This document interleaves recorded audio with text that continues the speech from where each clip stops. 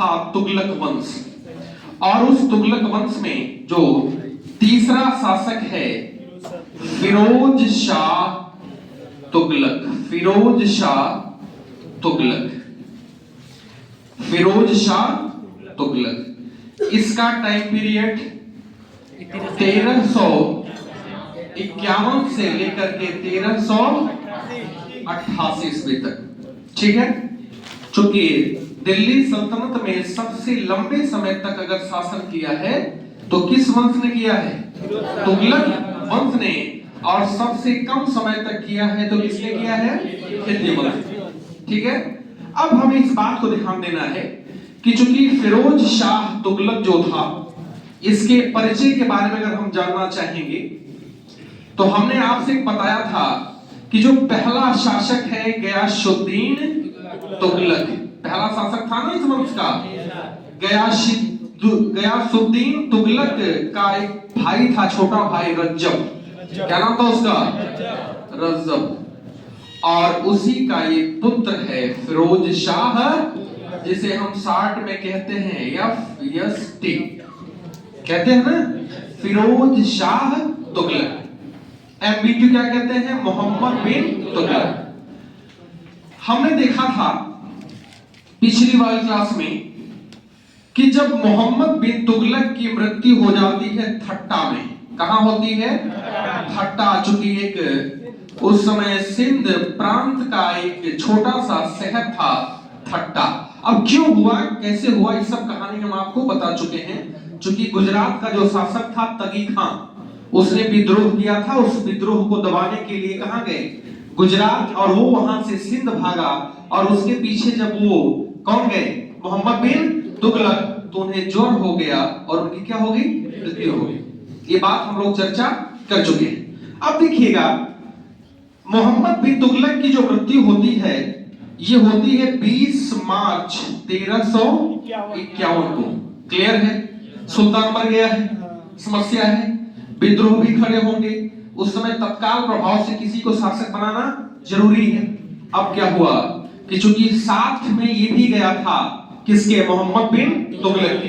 अब क्या हुआ कि 22-23 मार्च 1351 में थट्टा, जहां पे किसकी मृत्यु हुई थी? मोहम्मद बिन, उसी थट्टा में किसका राज्याभिषेक होता है? फिरोज शाह तुगलक का क्या होता है? राज्याभिषेक। अब ये कहां है? सिंध में है ना। अब ये कहां जाएगा? दिल्ली जाएगा। अब क्या हुआ कि FST अपनी शाही सेना के साथ कहां कूच किया? दिल्ली। कहां कूच किया? दिल्ली। चूंकि दिल्ली जब पहुंचने वाला था तो उसके पहले मोहम्मद बिन तुगलक का जो वजीर था ख्वाजा-ए-जहां, ख्वाजा-ए-जहां ने एक छोटे पुत्र के नाम से क्या किया? दिल्ली के सुल्तान के रूप में क्या कर दी? उसकी घोषणा कर दी। और ये बात जब चला, किसको पता? फिरोज शाह तुगलक को। तो उसने क्या किया? उसने अटैक किया, और अटैक करने के बाद ख्वाजा-ए-जहां ने क्या कर दिया? आत्मसमर्पण कर दिया। और ये मामला है अगस्त 1351 को। और अगस्त 1351 में जब ये दिल्ली पहुंचता है तो यह पुनः राज्याभिषेक कराता है। कौन? फिरोज शाह। इसका मतलब इसका राज्यारोहण दो बार हुआ है। एक तो मार्च 1351 में, जो कहां हुआ? थट्टा में। और दूसरा हुआ दिल्ली में। ये टाइम है अगस्त 1351। क्लियर हो गया? राज्याभिषेक हो गया। अब देखिएगा, फिरोज शाह तुगलक अब गद्दी पे बैठेगा। तो गद्दी पे बैठने के बाद इसके बारे में कुछ इतिहासकारों ने कुछ शब्द का इस्तेमाल किया है। एक इतिहासकार है जियाउद्दीन बर्नी, हालांकि वो साहित्यकार रहा है, साहित्य की रचना भी की है, लेकिन उसने उस समय के शासकों में इसे कहा है कि यह अब तक की सुल्तान में सबसे आदर्श सुल्तान कौन है? फिरोज शाह तुगलक। यह मुसलमानों में सच्चा मुसलमान है। कौन? फिरोज शाह तुगलक। जब फिरोज शाह तुगलक गद्दी पे बैठता है तो उसने पहला काम क्या करेगा? प्रशासनिक सुधार। कौन सा काम करेगा? प्रशासनिक सुधार। मैं कह रहा हूं कि अगर आपके जिले का मजिस्ट्रेट कोई चेंज होता है तो पहली उसकी जिम्मेदारी क्यों होती है? लॉ एंड ऑर्डर, कानून व्यवस्था। आप देखिएगा जब कोई सत्ता में परिवर्तन होता है तो सत्ता में परिवर्तन के पीछे के कारणों में कहा जाता है कि कुछ प्रशासनिक कारण रहे होंगे जिससे सत्ता में क्या हुआ है? परिवर्तन। क्योंकि प्रशासन का सीधा संबंध जनता से होता है। किससे होता है? जनता से होता है। देखिएगा फिरोज शाह तुगलक जब गद्दी पे बैठता है तो शासन अस्त व्यस्त होता है। क्या होता है? शासन अस्त व्यस्त होता है, राजकोष खाली होता है। राजकोष क्या रहता है? खाली रहता है। कृषि में भी कुछ सुधार की क्या होती है? आवश्यकता होती है। उसने कुछ नए प्रकार के क्या लगाए हैं? टैक्स लगाए हैं ताकि हम राजस्व, ताकि राजकोष को क्या कर सकें? भर सकें। कुछ इसके अलावा इसने कुछ लोक कल्याणकारी कार्य भी किए हैं। किसने किया है? फिरोज शाह तुगलक ने अपने इस प्रशासनिक सुधार के अंतर्गत। पहली बात तो ये है कि चूंकि ये नया सुल्तान है, शासन अस्त व्यस्त है, पिछला सुल्तान मर गया है, विद्रोह की स्थिति चरम पर है। सबसे पहले इसने मकबूल खां, किसको? मकबूल खां नामक व्यक्ति को क्या बनाता है? वजीर। क्या बनाता है? क्योंकि वजीर एक प्रमुख पद है। आपको पता है कि भारत में प्रधानमंत्री एक प्रमुख पद है। हालांकि संवैधानिक प्रमुख तो राष्ट्रपति है, लेकिन कहीं कहीं वास्तविक सत्ता का उपयोग कौन करता है? प्रधानमंत्री करता है। क्लियर है? वही हाल यहाँ पे है कि वजीर एक महत्वपूर्ण पद है। पहले वजीर के पद पे यह अपने जो काफी करीबी व्यक्ति है मकबूल खां क्या करता है? उसको नियुक्त करता है। कौन? फिरोज शाह तुगलक। राजकोष खाली था। इस राजकोष को भरने के लिए सबसे पहली बात तो यह है कि उस समय कृषि एक ऐसा क्षेत्र था जहां से आय, सीधे आय की प्राप्ति होती थी। क्या होती थी? आज जाहिर सी बात है भाई, उस समय आप कोई पर्सनल नौकरी तो कर नहीं रहे हैं कि आप डायरेक्ट टैक्स देंगे, अपने आय पे टैक्स देंगे। क्योंकि उस समय जो लगान था वह लगान मुख्यतः आधारित था किस पे? कृषि पे। आय का यही सोर्स था। अब देखिएगा इसने क्या कहा? इसने कहा, एक शब्द का इस्तेमाल कहा है कि भरा खजाना बेकार है। क्या है? बेकार है यदि जनता क्या है? दुखी है। सोचिएगा, एक तरफ आप खजाना भी भरे हुए हैं, जनता क्या है? परेशान है। इससे बढ़िया है खजाना खाली हो और जनता क्या हो? सुखी हो। इसलिए इसने पहला कार्य किया कि मोहम्मद बिन तुगलक ने जो 24 प्रकार के कष्टदायक कर लगाए थे उसे क्या कर दिया? समाप्त कर दिया। इसने एक बात कही, उस बात में इसने कहा कि आप कर का ढांचा ऐसा रखें ताकि सभी लोग कर भी दे लें और कोई कर के बोझ से परेशान ना हो। आज आप भी देखिए, जब बजट पेश होता है तो कर का जो स्लैब होता है कभी 2 लाख से 3 लाख, 3 लाख से 4 लाख, 4 लाख से 5 लाख होता है ना। क्या होता है? ये होता है कि जो छोटे इनकम वाले लोग हैं, ठीक है, और जो बड़े इनकम वाले लोग हैं, दोनों में कम से कम टैक्स के रूप में समानता रहे। ऐसा ना रहे कि छोटे इनकम वाले से अधिक टैक्स ले लिया जाए और बड़े वालों से कम ले लिया जाए। समझ रहे हैं ना? इसलिए इसने कहा कि टैक्स ऐसा होना चाहिए जिसपे किसी व्यक्ति के ऊपर अतिरिक्त बोझ। इसलिए इसने क्या किया? कितने कर को समाप्त कर दिया? 24। और इस 24 कष्टदायक करों को लागू किसने किया था? मोहम्मद बिन तुगलक। अब इसने कहा कि सब कर नहीं रहेंगे, सिर्फ 4 प्रकार के कर रहेंगे। कितने प्रकार के? 4 प्रकार के कर रहेंगे। और उस कर में कहा कि जजिया, बड़ा फेमस कर है। दूसरा कहा जकात, क्लियर है। और तीसरा इसने कहा खराज। तीसरा कौन सा कर है? खराज है।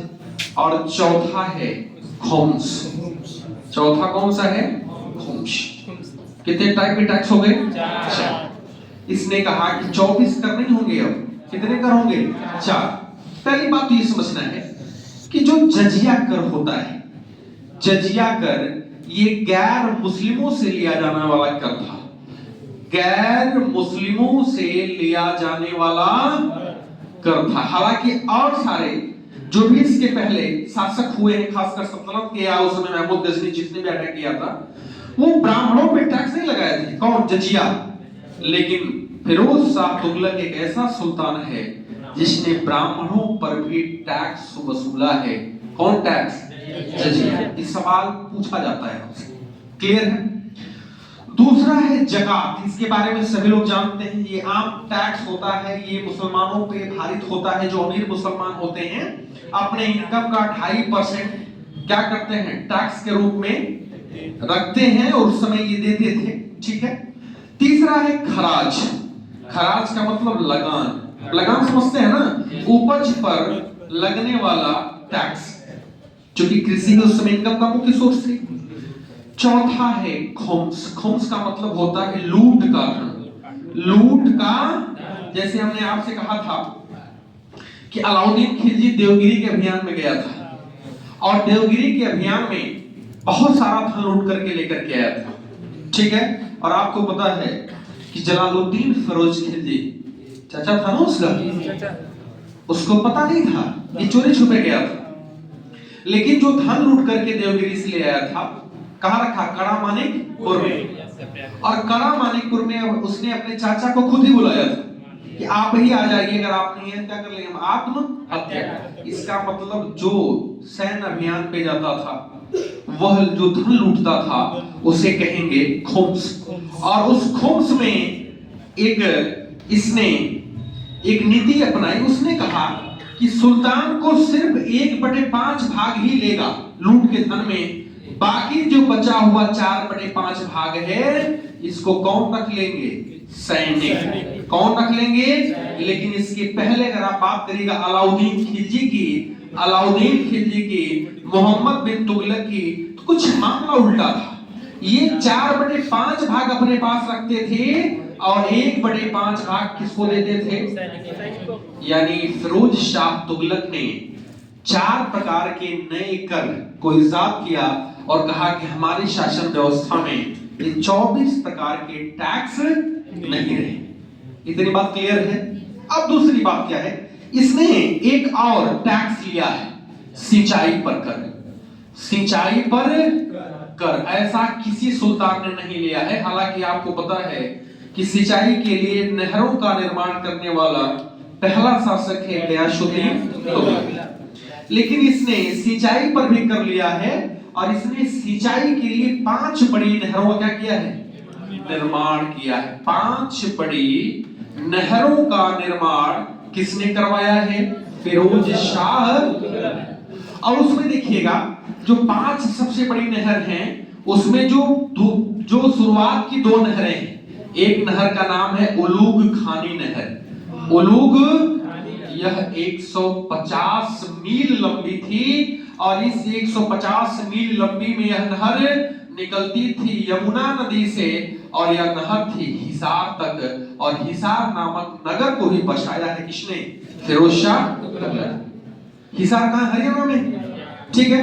दूसरी जो नहर थी उसका नाम था रजवाही नहर। रजवाही नहर।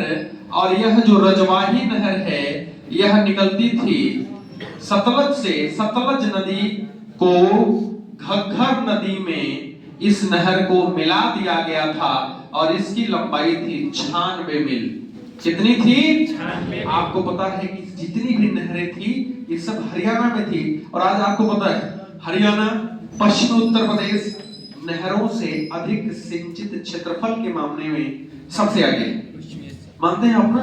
अगर आप हरित क्रांति की बात कर लें, जो ग्रीन रेवोल्यूशन लाया गया, उस ग्रीन रेवोल्यूशन में आखिरकार पश्चिमी उत्तर प्रदेश ही क्यों सफल हुआ? क्योंकि वहां पे सिंचाई के बेहतर साधन थे। क्लियर है? अगर आप ट्यूबवेल की भी बात करिएगा तो हमने आपको यूपी स्पेशल पढ़ाया है, उसमें हमने आपको बताया है कि पहला अगर नलकूप की बात किया जाए तो ये पश्चिमी उत्तर प्रदेश ही है।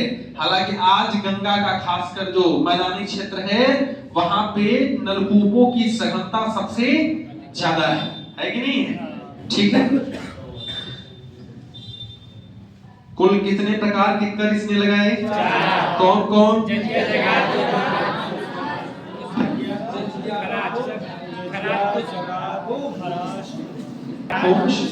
और क्लियर है। 24 कष्टदायक करो किसने क्या कर दिया? समाप्त कर दिया। अब देखिएगा कि कृषि के बाद इसने कुछ लोक कल्याणकारी कार्य किए हैं। कैसा काम किया है? लोक कल्याणकारी। अगर मैं आपसे पूछूं आज कि इंडिया कैसा स्टेट है? कैसा स्टेट है इंडिया? वेलफेयर स्टेट है।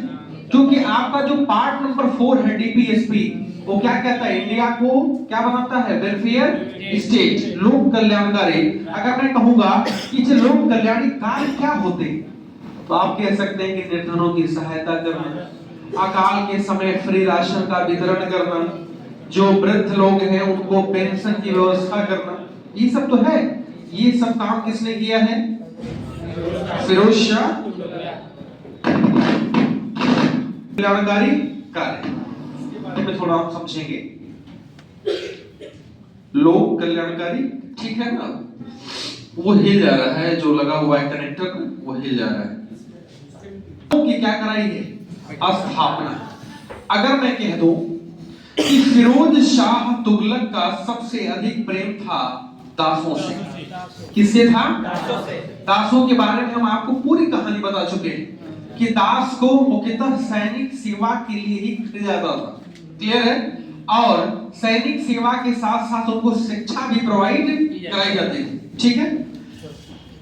इसके काल में लगभग दासों की संख्या थी 1,80,000 के करीब थी। और इन दासों की देखभाल करने के लिए इसने एक विभाग खोला जिसका नाम है दीवान-ए-बंदगान। क्लियर है? तो इस सवाल आपसे पूछता है कि दीवान-ए-बंदगान का संबंध किस विभाग से है? दास विभाग से। और इस दास विभाग दासों का लेखा जोखा और उनके निरीक्षण करने के लिए एक अधिकारी होता था जिसका नाम था अर्ज-ए-बंदगान। क्या नाम होता था? अर्ज-ए-बंदगान। देखिएगा जीवन में राम सभी बनना चाहते हैं, नहीं बनना चाहते हैं? मर्यादा पुरुषोत्तम राम, पुरुषों में सबसे उत्तम अगर कोई है तो कौन है? राम। लेकिन वनवास कोई भोगना चाहता है? 14 वर्ष के कठिन वनवास के बाद मर्यादा पुरुषोत्तम राम।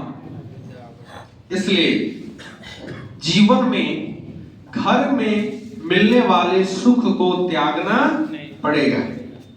बिना वनवास के कोई राम नहीं बन सकता। और राम ही क्यों? कलाम का नाम सुने हैं ना? yes, sir. Missile man of India, Bharat के पूर्व राष्ट्रपति। यह एक ऐसे राष्ट्रपति रहे हैं कलाम साहब कि जिन्होंने सरकारी वेतन सिर्फ लिया है, सुख सुविधा नहीं लिया है। अपने वेतन से ही अपने सगे संबंधी परिवारों को पाला है, उनका खर्च उठाया है, लेकिन सरकार की तरफ से मिलने वाली सुविधाओं उन्होंने नकार दिया है। ऐसे व्यक्ति कौन है? एपीजे अब्दुल कलाम। बाकी आपको पता है कि मिसाइल के फील्ड में ख्याति अगर मिले तो किसी कलाम साहब से मिले। कलाम साहब को उस समय नासा ने भी ऑफर किया था, इन्होंने कहा कि नहीं, मेरे शरीर का अगर एक रोआ भी है तो इंडिया के लिए काम करेगा। और आपको पता है कि जो अटल बिहारी सरकार में परमाणु जो परीक्षण हुआ 1999 में, उसमें सबसे अग्रणी साइंटिस्ट कौन थे? एपीजे अब्दुल कलाम। ठीक है? तो कौन सा विभाग है ये? दीवान-ए-बंदगान। दूसरा इन्होंने विभाग खोला दीवान-ए-खैरात। दीवान-ए-खैरात, खैरात समझते हैं ना? एक तरीके से अनुदान होता है। और अनुदान अगर आप किसी को देते हैं तो आप मांगने जाते हैं क्या उससे? नहीं जाते हैं। ठीक है ना? जो दीवान-ए-खैरात विभाग था फिरोज शाह तुगलक का, इस विभाग की स्थापना का उद्देश्य जो विधवा महिलाएं थी, जो अनाथ बच्चे थे, अनाथ बच्चे थे, खासकर मुस्लिमों में एक विभाग इसी के अंतर्गत क्रिएट किया गया था, विवाह विभाग, खासकर मुस्लिम कन्याओं का विवाह भी इसी अनुदान से होता था। इसे का नाम क्या रखा गया? दीवाने खैरात। इसने एक दफ्तर खोला था, सोचिए कितनी बड़ी सोच थी इसका, रोजगार दफ्तर। आज हर जिले में रोजगार कार्यालय होता है कि नहीं होता है? उसी प्रकार से इसने रोजगार दफ्तर नामक एक विभाग को क्रिएट किया था। इसका मुख्य उद्देश्य था कि जितने भी बेरोजगार लोग हैं आए यहाँ पंजीकरण कराएं और उनकी एलिजिबिलिटी के आधार पर उन्हें रोजगार दिया जाएगा। ये प्लान किसने किया था? फिरोज शाह तुगलक ने। एक इसने विभाग और खोला, दीवान ए इस्तेहाक। इस्तेहाक क्लियर है? ये विभाग कैसा है? पेंशन विभाग है। कैसा विभाग है? पेंशन विभाग है। आज आपको पता है कि वेलफेयर स्टेट के रूप में इस विभाग को बहुत ज्यादा सरकार ध्यान देती है, क्योंकि आप सुनते हैं कि 60 से अधिक उम्र के हैं तो आपको क्या मिलेगा? पेंशन, वृद्धावस्था पेंशन। अगर कोई स्त्री विधवा है उसको भी मिलता है, कोई विकलांग है उसको भी मिलता है। क्लियर है? इसके से क्या कहना था? पेंशन विभाग। एक इसने और विभाग खोल रखा था जिसका नाम था दारुल सफा। दारुल शफा। अगर आप जाएंगे लखनऊ में तो दारुल सफा में विधायकों का आवास बना हुआ है। क्लियर है? लेकिन अब ये वो दारुल सफा नहीं है जो एक शब्द है दारुल सफा। इसका मतलब था कि फ्री में क्या मिलती थी? दवाइयां। उनका संबंध था चिकित्सा से। किससे था? चिकित्सा से। क्लियर है? तो अगर मैं आपसे कहूं कि फिरोज शाह तुगलक लोक कल्याणकारी या जन उपयोगी से संबंधित बहुत सारे कार्य किए थे, उसमें एक कार्य था दीवाने बंदगान विभाग। किसके लिए था? एक विभाग था दीवाने, इसी के अधीन क्या था? विवाह। एक कौन दफ्तर था? एक कौन विभाग था? इसका संबंध किससे था? और एक कौन विभाग था? इसका संबंध। क्लियर है? नहीं लग रहा है कि इसने बहुत सारे कार्य किए। इसके अलावा अगर हम बात करेंगे कि इनकी सांस्कृतिक उपलब्धियां भी कुछ रही हैं, जैसे हम लोग पढ़ते हैं ना मुगल साम्राज्य में कि आगरे का ताजमहल किसने बनवाया? शाहजहां ने। आज अगर आप ताजमहल की बात करें तो वर्तमान में एक रिपोर्ट आई है इस बार की कि सबसे अधिक पर्यटक जो आते थे यूपी में ताजमहल, अब वो सेकंड नंबर पे हो गया है, फर्स्ट नंबर पे हो गया है अयोध्या का श्री राम मंदिर। क्लियर है ना? अब हम पढ़ेंगे FST फिरोज शाह तुगलक की सांस्कृतिक उपलब्धियां। सांस्कृतिक उपलब्धियां। सांस्कृतिक, ये बात आ रही समझ में ना? ठीक है। फिरोज शाह तुगलक ने स्थापत्य के क्षेत्र में यानी भवन निर्माण, अगर मैं आपसे कह दूं स्थापत्य का मतलब भवन निर्माण, अगर मैं कह दूं नगर निर्माण, कोई दिक्कत? नगर निर्माण। इसने अपने काल में लगभग 300 नए नगरों की क्या की है? स्थापना की है। सोचिए 300 नए नगरों को अकेले किसने बसाया है? फिरोज शाह तुगलक ने। उन नगरों में जो प्रमुख नगर हैं उसमें हिसार, नाम सुने? हिसार हरियाणा का है ना? हिसार, फतेहाबाद, फिरोज आपका अपना जौनपुर। क्लियर है? ये कुछ प्रमुख नगरों को बसाया है, निर्माण कराया है किसने? फिरोज शाह तुगलक। और एक बात और है कि दिल्ली में यमुना के तट पर ये जो फिरोजपुर है ना, फिरोजपुर, यहाँ पे इसने एक दुर्ग का निर्माण कराया था। फिरोज शाह कोटला के नाम से। और आज स्टेडियम है ना, आज स्टेडियम है। हालांकि फिरोज शाह कोटला मैदान का संबंध आपके इंडिपेंडेंस यानी जो स्वतंत्रता आंदोलन हुआ था उससे भी है। महात्मा गांधी ने हिंदू और मुसलमान दोनों के सम्मिलित रैली को, खासकर खिलाफत आंदोलन की शुरुआत थी उस समय इसी मैदान में हिंदू और मुस्लिम भाइयों को एक साथ संबोधित किया था। किसने? महात्मा गांधी। ठीक है, आज यही तरीके से स्टेडियम बन चुका है।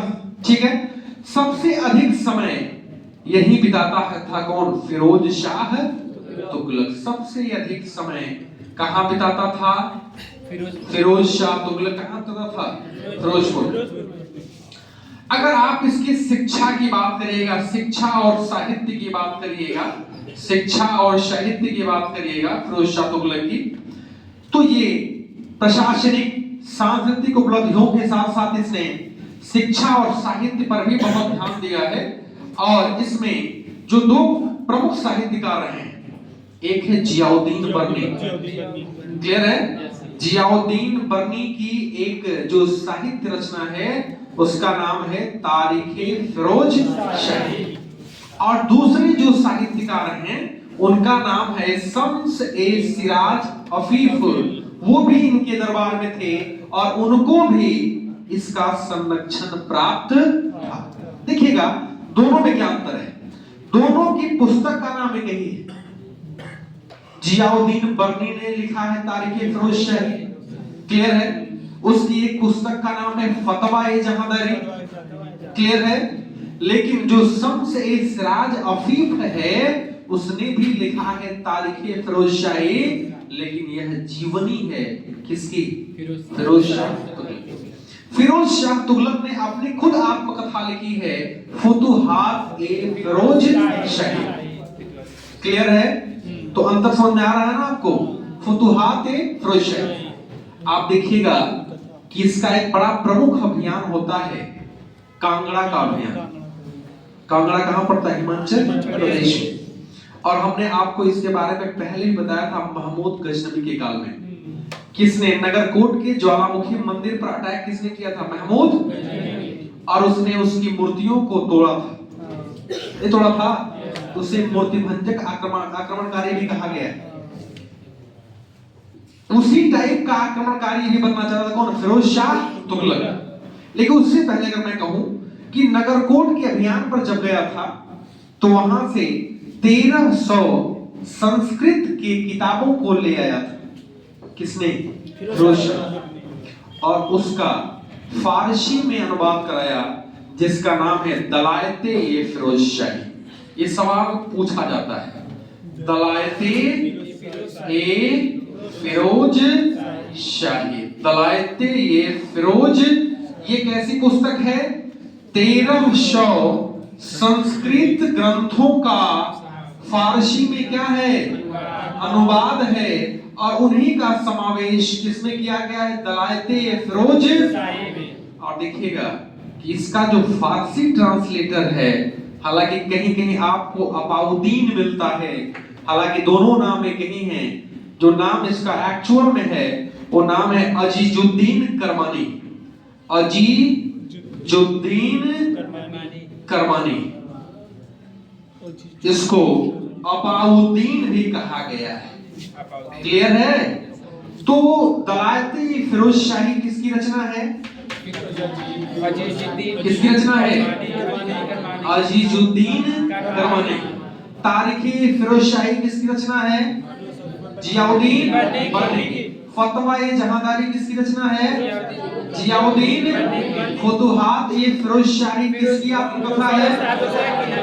फिरोज शाह तुगलक। अब देखिएगा कि जो फिरोज शाह तुगलक है इसने सिक्के भी चलवाए हैं। क्या चलवाए हैं? भाई सिक्का जरूरी है क्योंकि विनिमय प्रणाली का एक माध्यम है, मुद्रा है ना सिक्का, ठीक है। सिक्के के रूप में इसने एक सिक्का जो चांदी का था उसका नाम था ससगनी। क्या नाम था? प्योर चांदी का सिक्का था। क्योंकि उसमें मार्केट था, विनिमय करेंगे, लेन देन करेंगे। आज भी आप अगर कुछ मार्केट से सामान लेते हैं तो क्या देते हैं? मुद्रा ही देते हैं ना। अब मुद्रा के रूप में सिक्का भी हो सकता है, कागज के नोट भी हो सकते हैं। लेकिन एक सब इसके पहले अगर आप अपने बचपन की बात कर लें, हम लोगों ने भी वैसा किया है कि जब गेहूं कट जाता था तो कुछ थोड़ा मोड़ा खेतों में बाल को इकट्ठा कर लेते थे और उसे अपने अकॉर्डिंग गेहूं को अलग रखते थे। जब गुजरता था बर्फ वाला तो कुछ गेहूं देते थे और उसके बदले वो बर्फ यानी क्या है, वस्तु दिया और वस्तु। शुरुआत में जब मुद्रा नहीं थी तो विनिमय की ही प्रणाली थी कि वस्तु के बदले वस्तु। आज क्या है? मुद्रा है। और वही बात है कि जब मुद्रा का आप अगर अंतरराष्ट्रीय स्तर पर कंपेयर करेंगे तो आपको ये समझ में आएगा कि किस मुद्रा की वैल्यू ज्यादा है और किस मुद्रा की वैल्यू। इसे हम लोग अर्थव्यवस्था में पढ़ते हैं जब हम अंतरराष्ट्रीय अर्थव्यवस्था की बात करते हैं तब। तो चांदी का जो प्योर सिक्का है उसका नाम क्या था? सस्गनी। इसने कुछ मिश्रित सिक्कों का भी निर्माण कराया है। किस सिक्के का? और मिश्रित था चांदी और तांबा। चांदी और उसका नाम रखा था अधा एवं विक। अधा एवं, ये दोनों चांदी के सिक्के थे। और किन धातुओं को मिलाने के बाद बना था? चांदी और तांबा। आपको पता है कि फिरोज शाह तुगलक के बाद कुल यानी इस वंश में कुल 8 शासक हुए थे, ठीक है। फिरोज शाह तुगलक के बाद गयासुद्दीन तुगलक द्वितीय था कि नहीं था? अबू बकर था। इसके बाद कौन था? नासिरुद्दीन मोहम्मद शाह, अलाउद्दीन सिकंदर शाह और सबसे आखिरी था नासिरुद्दीन महमूद। यह इस वंश का सबसे अंतिम शासक था। अगर हम नासिरुद्दीन महमूद की बात कर लें जो 1394 से लेकर के 1412 तक रहा है, क्लियर है। नासिरुद्दीन महमूद अलाउद्दीन सिकंदर शाह का सबसे छोटा भाई था, क्योंकि इसके पहले के जो शासक हुए हैं, कोई 1 साल हुआ है, कोई 1.5 साल, कोई 2 साल, उनके बारे में बहुत कोई अचीवमेंट नहीं। हालांकि ये तुगलक वंश के पतन का काल है। धीरे धीरे अब इस साम्राज्य की सीमा संकुचित हो रही है। आप देखिएगा कि जब नासिरुद्दीन महमूद गद्दी पर बैठता है तो उस समय व्यंग्य के रूप में इतिहासकारों ने लिखा है कि इसकी सीमा दिल्ली से पालम तक ही सीमित हो चुकी है। क्यों ऐसा हुआ? क्योंकि जब ये गद्दी पर बैठता है तो इसके काल में, इसके पहले के शासकों में जहां जहां पर इनका अधिकार था, जैसे मैं कह दो बिहार सल्तनत का अधीन था, बंगाल अधीन था, बुंदेलखंड अधीन था, मालवा अधीन था, राजस्थान अधीन था, ये सब क्या हो गए? इंडिपेंडेंट हो गए, स्वतंत्र हो गए। और जब स्वतंत्र हो गए तो जाहिर सी बात है कि दिल्ली की सीमा क्या हो गई है? छोटी हो गई है, सीमित हो चुकी है। इसलिए लोगों ने कहा कि इनके काल में दिल्ली की सीमा कहां से कहां तक है? दिल्ली से पालम तक। क्लियर है? दूसरी बात क्या है? इसका एक वजीर था नासिरुद्दीन महमूद का, जिसका नाम था मलिक सरवर। क्या नाम था? मलिक सरवर। और मलिक सरवर को मलिक उस सर्ग की उपाधि देकर के इसने जौनपुर भेजा था, जौनपुर की सूबेदारी दी थी। और आपको पता है कि मलिक सरवर ने ही जौनपुर में एक नए राजवंश, सरकी राजवंश की नींव डाली थी। क्लियर है? अब देखिएगा हुआ कुछ यहाँ क्या। जब नासिरुद्दीन महमूद गद्दी पर बैठा है और इसकी जो सीमा है सीमित हो चुकी है, बहुत सारे ऐसे स्टेट्स हैं जो इससे इंडिपेंडेंट हो चुके हैं, स्वतंत्र हो चुके हैं। अब नासिरुद्दीन महमूद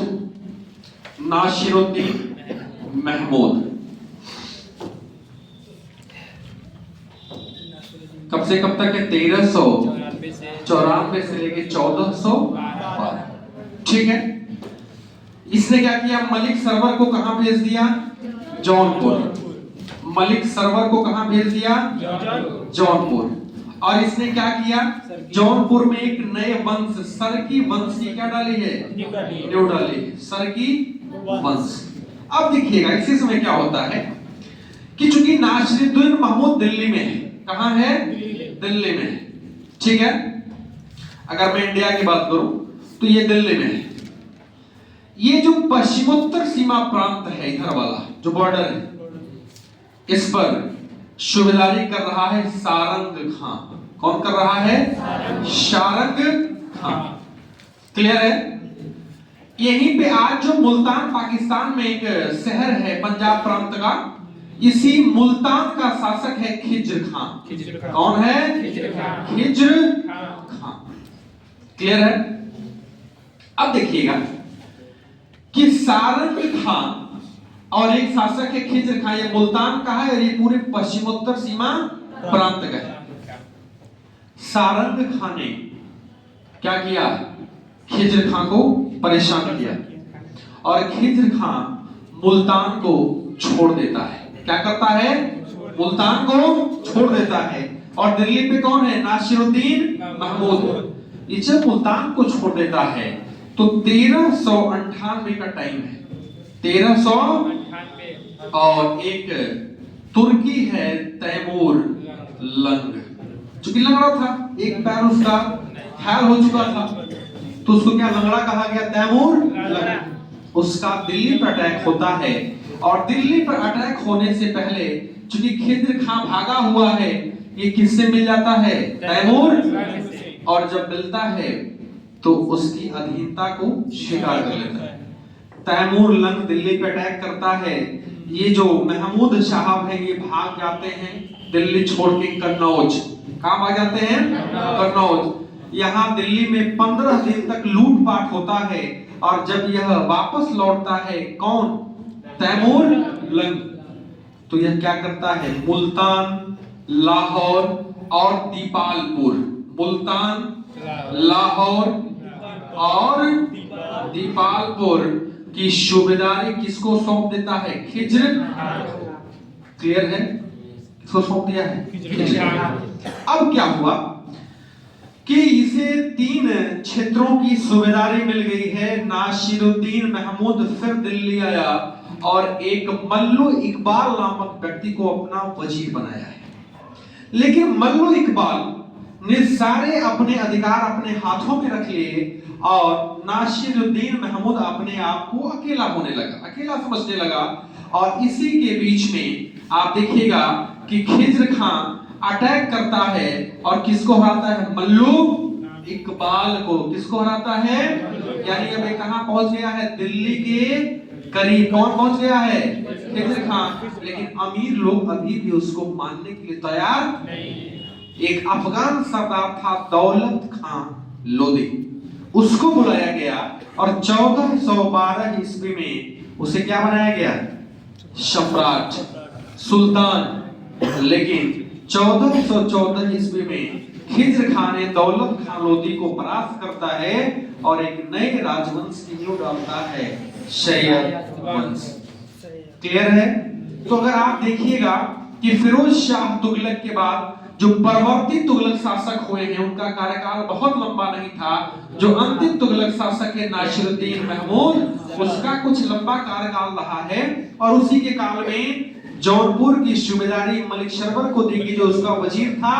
और इसी के समय में तैमूर लंग का आक्रमण होता है और इसी की समाप्ति यानी इसकी मृत्यु के बाद खिज्र खां क्या करता है, 1414 ईस्वी में एक नए राजवंश की नींव डालता है, सैयद। चूंकि ये क्या थे, खिज्र खां क्या था, तैमूर लंग का उत्तराधिकारी था। इसलिए अगर आप जब खिज्र खां की बात करिएगा तो यह सुल्तान की उपाधि नहीं धारण किया है, रैयत ए आला की उपाधि धारण किया है। और इसने नियमित रूप से टैक्स भेजता था, किसको, तैमूर को, क्योंकि यह उसी का उत्तराधिकारी है। लेकिन हालांकि खिज्र खां का जो अगला था उत्तराधिकारी मुबारक शाह, उसने माना नहीं, कहा कुछ नहीं, हम सुल्तान हैं, खलीफा को एक्सेप्ट करेंगे लेकिन तैमूर को कोई टैक्स, हालांकि तैमूर नहीं था, तैमूर का पुत्र था शाहरुख, उसको सब कुछ भेजना क्या कर दिया, बंद कर दिया। ये हम लोग कहां पढ़ेंगे, सैयद। ये बात आपको समझ में आई? लिख लीजिए उसको।